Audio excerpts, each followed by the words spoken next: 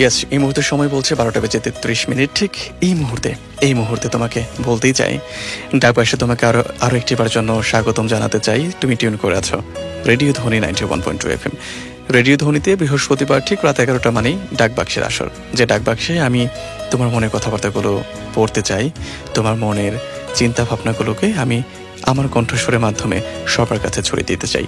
এবং শুধুই কি তাই, আমার মনে যে কথাবার্তাগুলো জমা পড়ে থাকে তোমাকে নিয়ে, আমার মনে যে ভাবনাগুলো আছে, জীবনবোধ, প্রেম, ভালোবাসা, বিচ্ছেদ, খারাপ লাগা কিংবা ভালো লাগা, সব কিছু নিয়ে যে পাঁচমিশালি অনুভূতির যে গল্পের আসর আমি বসাই, সেখানে তোমাদের যুক্ত করতে পেরে আমার ভীষণ ভালো লাগে।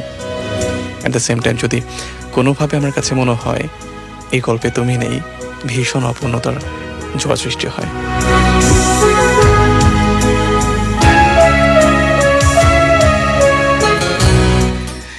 ওকে, ঠিক এই মুহূর্তে আমি আরেকটা মানুষকে, আরেকটা বন্ধুকে ফোন করে যুক্ত করতে চাই। যে বন্ধু যুক্ত হয়ে আছেন আমাদের সাথে ফোন করে, আমি দেখতে চাই কোন বন্ধুটি যুক্ত হয়ে আছেন।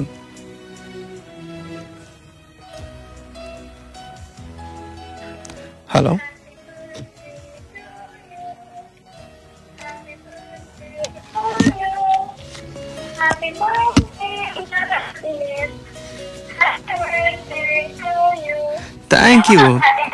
Thank you so much.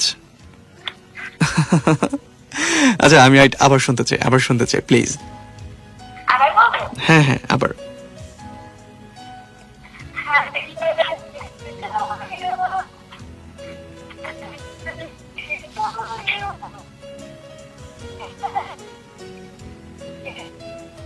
ওকে,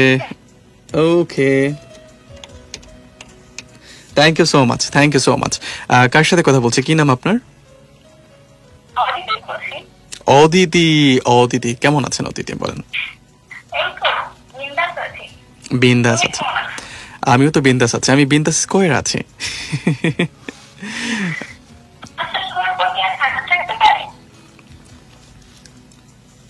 আমি শুনতে পাচ্ছি না, কি বলছো?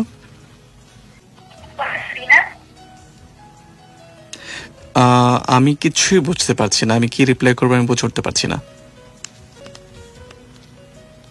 ওকে, এনিওয়েজ, অদিতিকে ধন্যবাদ কারণ আমাকে ফোন করেছিলেন, এবং আমি শুধু বার্থডে উইশটাই বুঝতে পেরেছি, আর কিছু বুঝতে পারিনি।